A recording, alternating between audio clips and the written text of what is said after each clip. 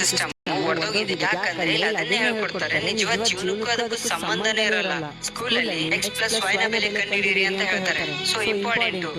ಅದ್ರ ಜೊತೆಗೆ ಮುಂದೆ ಬರೋ ಪ್ರಾಬ್ಲಮ್ಸ್ ನ ಯಾವ ತರ ಹ್ಯಾಂಡಲ್ ಮಾಡ್ಬೇಕು ಅನ್ನೋದು ಹೇಳಲ್ಲ, ಮನೆ ಖರ್ಚನ್ನ ಯಾವ ತರ ನಿಭಾಯಿಸ್ಬೇಕು ಅನ್ನೋದು ಹೇಳಲ್ಲ. ಸ್ಕೂಲಲ್ಲಿ ಭೂಮಿ ತಿರುಗುತ್ತೆ ಅಂತ ನೆನ್ಪು ಮಾಡ್ತಾರೆ, ಇಂಪಾರ್ಟೆಂಟ್. ಅದೇ ತರ ನಮ್ ಸ್ಕಿಲ್ಸ್ ನ ಡೆವಲಪ್ ಮಾಡೋ ಯೋಚನೆ ಕೂಡ ಮಾಡಲ್ಲ. ಡಿಗ್ರಿ ಅಂತ ತಗೊಳ್ಬಹುದು, ಆದ್ರೆ ಸ್ಕಿಲ್ಸ್ ತಗೊಳಕ್ಕಾಗಲ್ಲ. ಸರ್ಟಿಫಿಕೇಟ್ ಅಂತ ತಗೊಳ್ಬಹುದು, ಆದ್ರೆ ಕಾನ್ಫಿಡೆನ್ಸ್ ತಗೊಳಕ್ಕೆ ಆಗಲ್ಲ.